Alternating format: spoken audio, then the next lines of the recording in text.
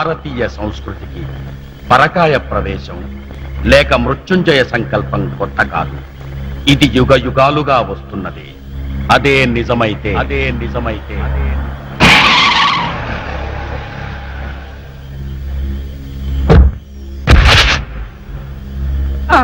గంగారాం బాబా బాబా గంగారాం వచ్చాడు గంగారాం వచ్చాడు. ఓం హ్రీం క్లీం మమ హృదయ సంగీ మామ సంగీ షడంగి.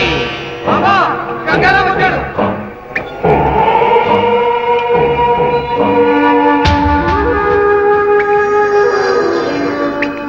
మల్బార్ బాబా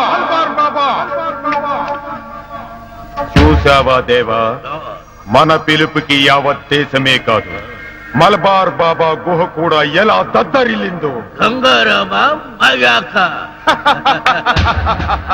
కమాన్.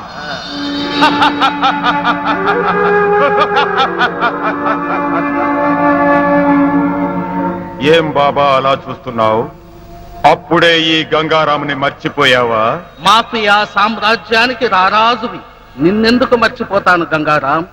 ఈ బాబా నువ్వెప్పుడొచ్చినా సాధారణంగా స్వాగతం పలుకుతాడు. నేను నీ మర్యాదల కోసం రాలేదు బాబా.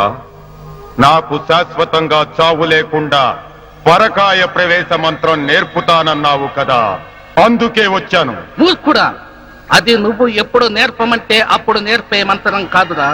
నియమ నిష్టలతో నేను చెప్పిన దీక్షను నువ్వు పూర్తి చేసిన తరువాతనే నీకు ఆ మంత్రం సిద్ధిస్తుంది. బాబా, 2 నెలల నుంచి నన్ను ఆ దీక్షలో కూర్చోబెట్టావు. ఇంకా నాకు ఓపిక లేదు. పోలీసులు ఏ క్షణంలోనైనా నన్ను చంపేయచ్చు. అందుకే ఇప్పుడు నీ దగ్గరకు వచ్చింది. త్వరగా నాకు ఆ మంత్రం నేర్పు. అజ్ఞాని, పరకాయ ప్రవేశ మంత్రం అంత సులభం కాదురా. నువ్వు అమరుడు అవ్వాలి కదా, దానికి చాలా పట్టుదల కావాలి. తల్లి గర్భం నుంచి శిశువు జన్మించడానికి 9 మాసాలు ఆగాలిరా. నాకదంతా ఏం తెలీదు. నాకు ఆ మంత్రం నేర్పడానికి నువ్వు నా దగ్గర 10 లక్షల రూపాయలు తీసుకున్నావు. ఇప్పుడు నువ్వు నాకు ఆ మంత్రం నేర్పి తీరాలి. నేను ఇప్పుడు నీకు నేర్పమంటే నేర్పను గంగారాం.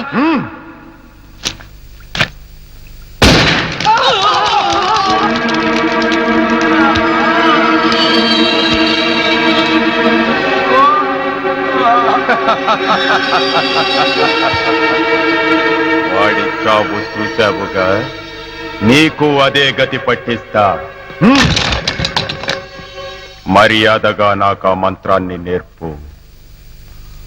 నేర్పుతాను, అలాగే నేర్పుతాను. ఓ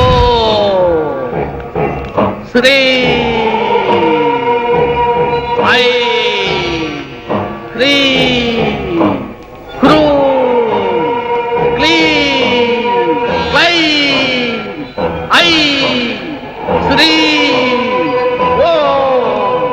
మృత్యుంజయ అవాహయామి, మృత్యుంజయ అవాహయామి. నేను చెప్పినట్టే చెప్పు. ఓ ఐ ఐ పగపుగే పగిరి భాగోదరి భగవాసనే, భగపుగే భగిని భాగోదరి భగవాసనే. ఓ ఐ శ్రీ దినకర కిరణై వాసుమానేందు చూడే. ఓం ఐం భీం దినకర కిరణై వాసమానేందు చూడే. ఓం ఫట్ స్వాహ. ఓం ఫట్ స్వాహ. ఏది మరొక్కసారి చెప్పు. ఓం ఐం భగపుగే భగిని భాగోదరి భగవాసనే. ఓం ఐం భీం దినకర కిరణై వాసమానేందు చూడే. ఓం ఫట్ స్వాహ. ఓం ఐం భగపుగే భగిని భాగోదరి భగవాసనే. ఓం ఐం భీం దినకర కిరణై వాసమానేందు చూడే.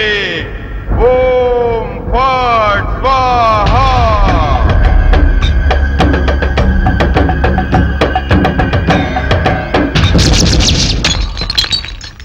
గంగారాం,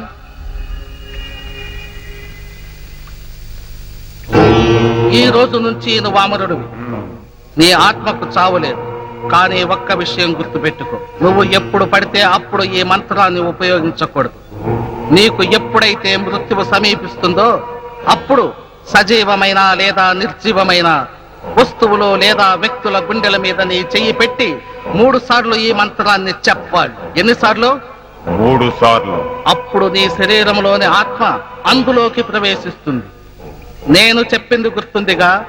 నీకు ఎప్పుడైతే చావు సమీపిస్తుందో అప్పుడు మాత్రమే ఈ మంత్రాన్ని చెప్పాలి. ఆ, గంగారాం, ఈ రోజు నుంచి నువ్వు అమరుడు.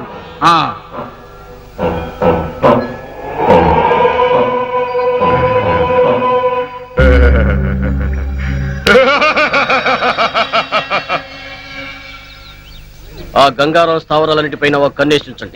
సిటీ బయట చెక్ పోస్టుల దగ్గర మన వాళ్ళని పెట్టి అన్ని వెహికల్స్ చెక్ చేయించండి. ఓకే సార్, గంగారాం అజ్ఞాతంలో ఉండి రాష్ట్రం అంతా అల్లర్లు సృష్టిస్తుంటే మీ పోలీస్ డిపార్ట్మెంట్ ఏం చేస్తుంది? మేము చూస్తూ కూర్చోలేదు. అతని కోసం 4 పక్కల వలవేసించాం. మరి కొద్ది రోజుల్లోనే అతను అరెస్ట్ చేస్తాం. సార్, 4 రోజుల నుంచి ఇదే మాట చెప్తున్నారు. ఇంట్లోంచి బయటికి వెళ్లిన మనిషి తిరిగి క్షేమంగా ఇల్లు చేరతాడనే నమ్మకం లేకుండా పోయింది. ఇలా ఎన్నాళ్ళు పత్రికల్ని ప్రజల్ని మభ్య పెడతారు? చూడండి, మభ్య పెట్టాల్సిన అవసరం మా డిపార్ట్మెంట్ లేదు. We are public servants. మీరు ఏ చర్యలు తీసుకోబోతున్నారో చెప్పండి, లేదా మీ వైఫల్యాన్ని ఒప్పుకోండి. ప్రస్తుతానికి మీ అందరికీ చెప్పేది ఒకటే, ఆ గంగారాం కేసుని పంజాబ్ లో టెర్రరిజాన్ని నిర్దాక్షిణ్యంగా అణిచివేసిన ఓ సిన్సియర్ సిఐడి ఆఫీసర్ కి అప్పచెప్పాం. అతని పేరు మహేష్. అతను ఏ క్షణంలో అయినా ఆ గంగారాం స్థావరాలపై అటాక్ చేయొచ్చు. Mahesh, special officer Mahesh.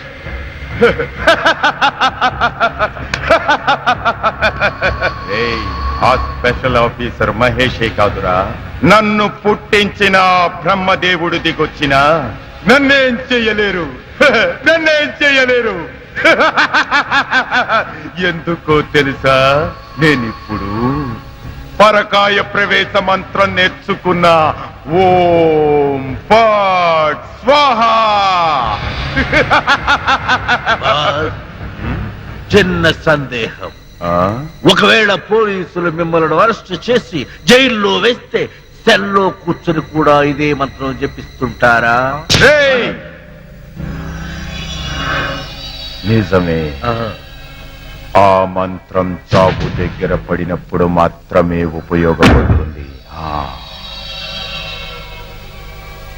ఆ మహేష్ గాడు నన్ను అరెస్ట్ చేయకుండా ఉండాలంటే ఒక్కటే మార్గం. ఏమిటి బాస్? వెంటనే పారిపోయి ఆ వీరప్పన్ గ్రూపులో చేరిపోదాం. నేనే బాసుని. నాకింకొక బాసా? ఆహా. నేను గాని, నాకు సంబంధించిన సాక్ష్యాలు గాని ఆ మహేష్ కి దొరకకూడదు. దేవా, బాస్, ఈ స్థావరాన్ని వెంటనే ఇక్కడి నుంచి షిఫ్ట్ చేయి.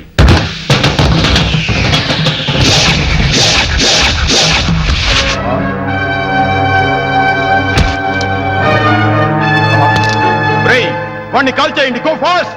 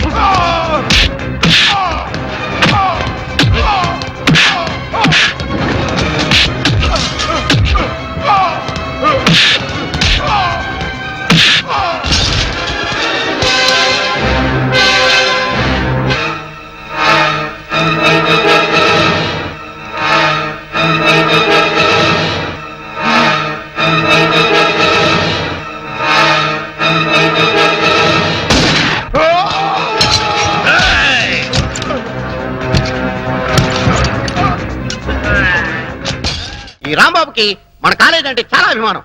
ఆ అభిమానంతో ఓన్లీ బిఏ 6 సంవత్సరాలు చదివినటువంటి ప్రతిభావంతుడు రాంబాబు. ఇకపోతే ఈ బొమ్మ ఇతని ప్రాణం. ఈ బొమ్మనేసుకుని చదువు సంఘం మానేసి ఉద్యోగ సంఘం వదిలేసి జిల్లా అంతా జోలాయిగా తిరిగి తిరిగి అనేక వందల ప్రోగ్రాంలు ఇచ్చాడు. ఈయన నన్ను పొగుడుతున్నాడా తిడతాడా? నిజానికి ఈ బొమ్మ మాట్లాడు, నోరు మాత్రమే ఆడిస్తుంది. మన రాంబాబు మాత్రం నోరు ఆడించకుండా ఈ బొమ్మ మాట్లాడినట్టు మాట్లాడతాడు. అదే వెంట్రులాకి వంటి. ఈయన మొత్తం నా సీక్రెట్ అంతా చెప్పేసి